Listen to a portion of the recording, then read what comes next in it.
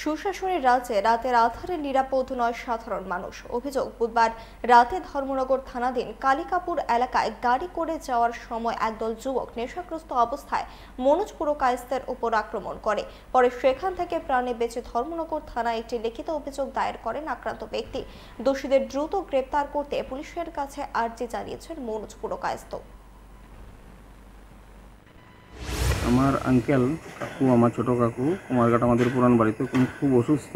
তো আমি দেখার উদ্দেশ্যে ওইখান থেকে রওনা হয়েছিলাম।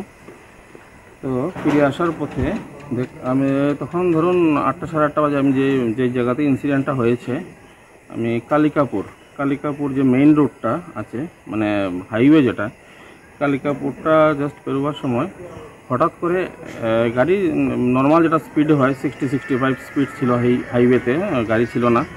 তো তখন একটা সজোরে একটা ঢিল, অনেক বড় পাথর দিয়ে, এই আপনি দেখতে পারবেন এখানে, খুব সজোরে একটা ঢিল এসেছে। তো সঙ্গে সঙ্গে আমি ব্রেক মারলাম। স্বাভাবিকভাবে এই সামনে গিয়ে দাঁড়ানোর সঙ্গে সঙ্গে দেখলাম যে ডান দিকে 4-5টা ছেলে, আমি দূর থেকে ফলো করতেছিলাম যে নেশাগ্রস্ত অবস্থায় ছিল।